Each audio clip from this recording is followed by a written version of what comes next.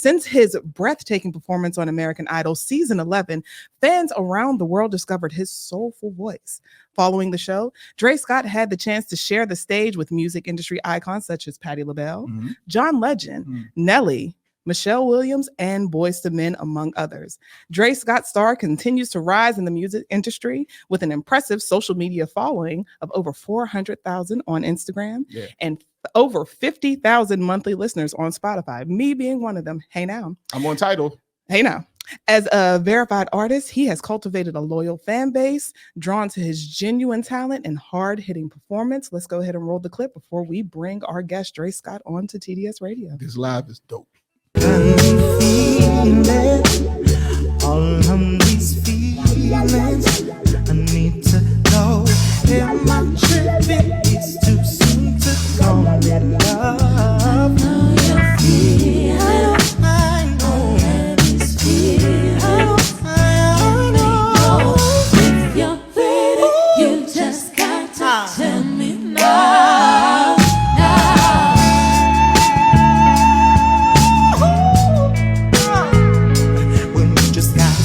Baby, don't be playing. Yeah, me impatient, don't in the way. Yes. Oh, you ain't get to my part? I'm sorry. The clip was only so long. It was only so long. Now we got to play that back. Okay. I got goosebumps. That part when he hit, man. Let's talk bring to him up. All right. Introducing Dre Scot, everyone. I'm sorry. Y'all know wild. I've been on here for about a good 10 minutes. Y'all know wild.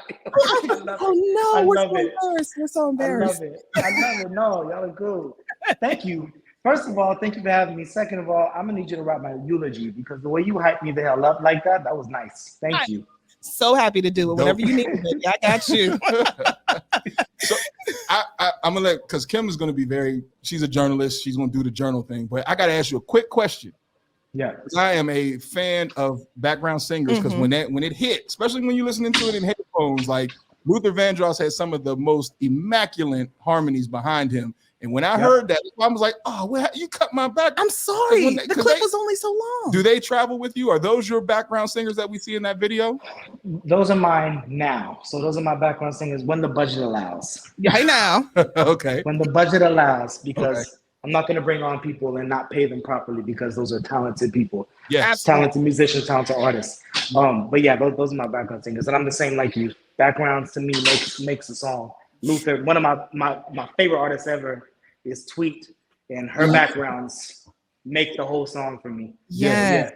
Smoking cigarettes, honey. Whew. Yeah, exactly. Listen, now, for those of you who may remember his voice or his look, Dre, as I said, was on season 11 of American Idol. You were actually on American Idol twice, correct? Yes. And you reinvented yourself, and a lot of artists kind of have that tendency where they'll kind of rename themselves or give themselves a different stage name. What was the thought process behind that? What made you say, I want to go by Dre Scot? Well, I feel like when I first put out my first album, I just went by my name, DeAndre. I love my name. I think my parents did it right. I'm very much proud of who I am, and I think they got it right the first time. But I did it completely independently, and like not how the kids now say I'm independent and I got a stylist and I got a, you know what I mean? I got all these people. It was just me. So nobody told me, hey, go ahead and look up how many other DeAndres are out there.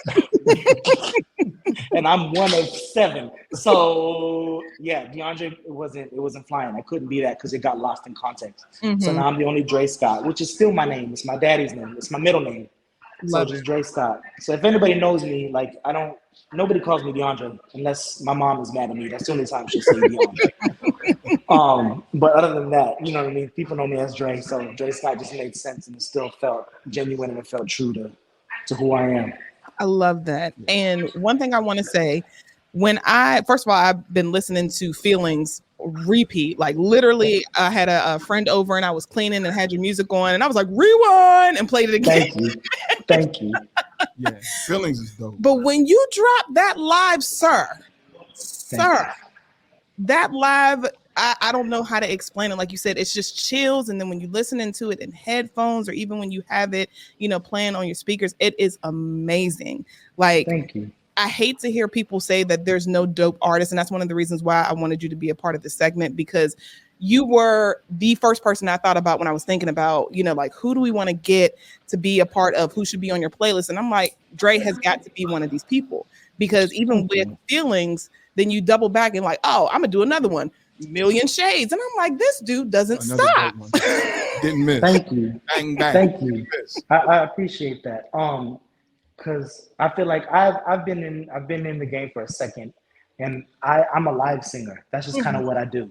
I wouldn't consider myself like a social media or I mean, not that I'm bad, but I sing live. That's what I grew up doing, and that's my thing that I'm confident in.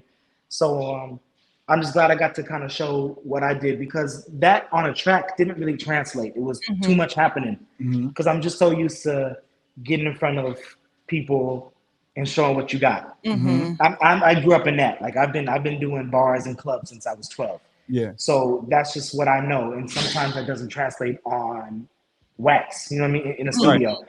So it was nice to kind of really showcase that, because we tried it in the studio and it didn't work. So it was nice to kind of really give 100% Dre in these songs, in the live versions. So I appreciate that. Thank you. And I'm going to keep hyping you up, because when I tell y'all, when we talk about range, when he did that lower, like Luther run, and then you go all the way up into the falsetto, I said, now let me hear. I'm about to slap this man. I don't know where he lives, and slap him across his face, because your range is insane. Yeah.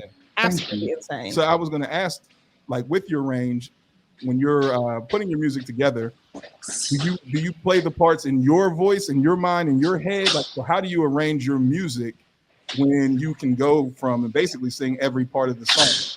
So do you like plan that out for your background, or do you like, look, I got it, let me show y'all where I want this? It's basically both. So I have everything kind of together. I hear everything first. I consider myself a vocalist, number one. So like, even like my first, I mean, this one I had help with a producer named Ness. He's amazing. Did a lot of Bryson Tiller, did Snow Allegra, did a lot of great producer.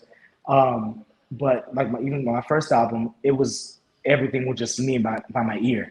So like I said, I consider myself a vocalist first. I play guitar, I play bass, but it's very elementary in a sense. It's more like I hear what the chord is doing. Let me tell an actual guitarist what it's supposed to do, and keep people paid and busy and employed. Hello. So, half of me just like, I don't need to learn that, because I need to keep people busy, keep people paid. Right. So, but I hear everything.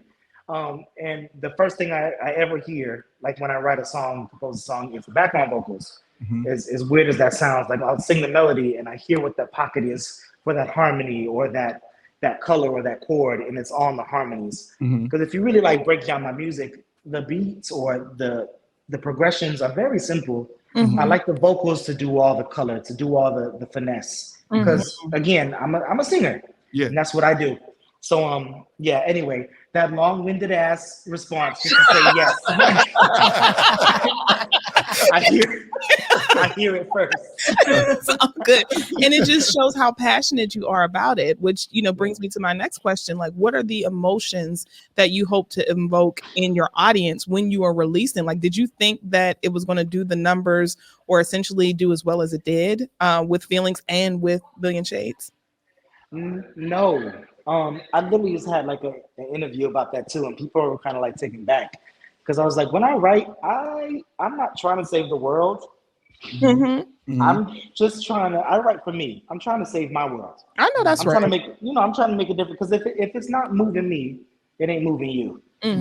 Right. So when I compose, when I do something, if it don't make sense for me, I don't think y'all are gonna enjoy it as much. Right. Because then it's not genuine and it doesn't ring true to what I do. So anytime I put it out, I have really no expectations of how good it's going to be. The only thing I am confident in is that I believe in it. Yeah, absolutely. That's really it. And if it pops off, then it pops off. And God willing, that's what it's going to happen. That's what it's going to be. Because I've been signed many a times and put out shit that I don't like. That's the worst feeling, when it's just like, I didn't write the song. No, I didn't. There's nothing about this song that's me. And people are telling me that it's bad, and I have to agree with them. Yeah. That's the worst part. Yeah. My thing is, you don't gotta like what I write. Right. But if I believe in it, then I'm cool. Yeah. I know that's yeah. right. Yeah. And one thing that I wanted to talk about was the lyrics, because feelings, where did that come from? Because you can tell when I like to listen to live music if you have it. Like I'll go straight to live music right away because you can feel the artist singing the words that they've written. What inspired that? Like the one thing I like to compare it to is when we watch Scarface at his tiny desk. You can tell he wrote his songs because the way he still performs them, you can feel that energy. So watching you perform feelings, you can feel the energy of that song, knowing that that came from a place. So where did that come from, or what inspired the song?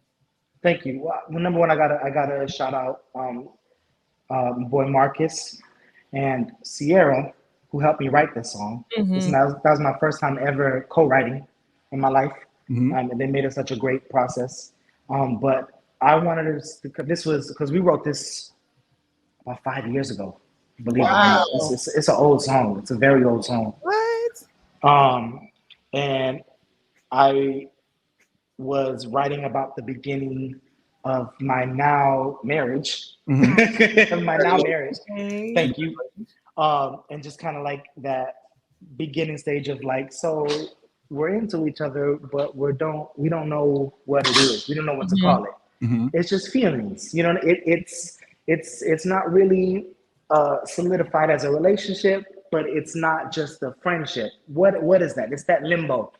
So let me know what this is, so I could know where to put my heart. Basically, that's what I kind of wanted to talk about, because that's where I was in my life at that time. Dope. I love that. And then I want to go back and touch on, like you said, when you had people writing songs for you, or songs or even music that you were put out and you're like, that's not me. How do you even navigate that fine line between, you know, authenticity and then commercialism, where it's like, this is what the crowd is feeling, you know, everybody's having that same cadence, that same sort of style, but this is what is authentic to me. How do you kind of navigate between those two lanes? I feel like the majority of it needs to feel authentic to who I am, and I need to have something in the pot that's me. You know what I mean? I need to have, whether it's a melody or like, here's my lyrics. You know, here's the lyrics. Let's try to put like a melody to it. Something needs to be me, because I'm not knocking the fact that I'm not knocking the opportunity of somebody being like, here's a song, fully written, fully done. But I need to relate to it. I need to know that emotion. I need to know that experience per se. Because if it's not, then I don't know how to sing it properly. I'm somebody that sings I sing with my body. I sing with my whole everything. And I at least need to know it, whether it's me firsthand or secondhand, of like, I've seen this situation play out through a loved one or whatever. I need to know it. I need to know that story, or I can't sing it. And I've tried it. You know, I've for the past 3-4 years, I tried, like, here's some songs that this amazing writer, this, you know, I'm not gonna name names, but these, you know, chart writer did. And we did it, and I'm just like, it just don't. I mean, it sounds all right. I'm hitting the notes, but it just don't feel good. I feel like it needs to feel right, or it's just a waste of time, because then no one's gonna, like, again, if I'm not being moved, you ain't gonna be moved. Hello. Right. So, Hello. like, you know what I mean? So it has to ring true to that. I feel like there needs to be some type of connection in some shape or form for the song, for me to sing it. Absolutely. But 9 times out of 10, I need to write it. Yeah. I'm just that person. I know that's right. And it rings true with how well both of these songs are doing. Because I can tell you right now, every time I'm in the car, that, first of all, it's on my repeat list on Spotify. It's like number one. Yes, it is. Thank Every you. time we get in the car, that song is coming up. So, I mean, it's like you said, you are singing from a place where you can tell you actually love this song, you care about it, and it shows, because I mean, I can't get enough of it, either one. Thank you. So Thank you. all I need to know is when you coming to Raleigh, because I want to see you live. I want to cheer you on, and I feel like you need to become our new family at TDS Radio. Thank you. You got to get me in person so I can chop it up with y'all. Hello. I would love it. Hello. That's what I want. Yeah, please. That's Please. what I want. And y'all can ask me anything because I'm an open ass book. And if someone got a problem with my teeth, then that's their problem. Hello. So you call me whenever. I would love to. I'm working on a tour right now. Yes. Unfortunately, it's not there, but we're working. But just kind of major cities at the moment, like LA, the Bay Area where I'm from, Atlanta, Nashville, Chicago. I did my first show in Chicago, and it really Congratulations. they showed up. They showed up, and I was very humbled and very grateful that they showed up like that. It was cool. It was a good time. But I'm just getting at the start of getting it moving, and I got the rest of the album popping up this year, hopefully by June. Congratulations. Yes, I'm Thank you. so excited. I cannot wait. So then when this album drops, I'm just saying, you trying to come back and chop it up with us? I was going to say, I have a question too. Okay. It's necessary. I didn't want to let you go yet. Because I am always interested in when artists certain stage and they're starting to get out there, who would you like to collaborate with where you would say, I know she and I or he and I could make a dope ass song? Like, who would that be? Or what is that artist that you listen to that's like, I got to collaborate with this person? There's a few. Number one, I just always love Tweet. I've been a Tweet fan down, and I'm like, my thing is love Oops, love Call Me. Like, those are cool, but give me the album tracks. That last Charlie album, top to bottom. On some more like up and coming vibes, I love Emily King. If anybody knows Emily King. And then my good friend of, how old are we now? I'm 29. 12 years. Me and my boy Durand. Yes. Yeah. My good friend, a good 12 years. It's my boy. We've recorded many of things together, and they're just sitting in the files. So either we releasing one of those or just get a new vibe to put out. I would love for y'all to hear that because I idolize that man. I mean, he's obviously musically just so intelligent. But I just love that I just idolize him as a human being. That's my boy. I love him. Anytime I need something, I call him. He always picks up. That's my boy. Well, tell him. So I would say that. Tell him we want to interview his dope ass too. His Tiny Desk was dope too. It was his Tiny Desk really phenomenal. It was insane. His Tiny Desk was legendary. Yes. He had to sing shit. The Proud Family vibes was there. Yes. And I need that collab to happen. So whenever y'all feel it in the spirit, if it just moves you where you want to drop some of this stuff, please definitely make an announcement about that because I think that would be a ridiculous collaboration with the two of you. Thank you. It's gonna happen. I love it. Thank you. Dre, I appreciate you so much. Like I said, look, Quinn is also a part of the family too, so you can escape us. So when that album drops, or even if you just want to come chop it up and be messy with us, because we're getting ready to get into our messy letter, y'all, in a little bit. Listen, stop on past. You are now officially a part of the TDS Radio family, baby. Say less. All right, I'll call you in 5 minutes. Hello. Thank you for your time. I appreciate your time. Yo, thank you. Thank you, baby. Bye. Bye-bye. And we might as well go ahead and play Million Shades so y'all can peep that. Gotta switching up on lanes, gotta let it be. Ain't no checking any cause I'm okay with me. Understanding your brain, so you just assume. Here again, all alone in this crowded room. Always trying to show me instead of know me. I'm bending backwards, lying on the floor. I just need a breath, maybe take a step. Stand between the lines while I feel the rest. Hey, but ooh, ladies, rules, they ain't talking. Look at the way that they wave me down. Words in my head that I can't say I'm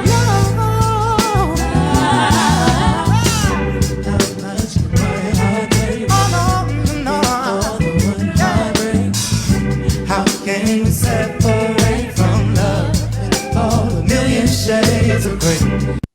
Oh, Hey man, that dude's dope. he is so dope. God. He's dope. Oh my gosh. And he's only 29 years old. I know. Longevity. He got a long time to go. Absolutely. And when I tell you, And I'm like, nah,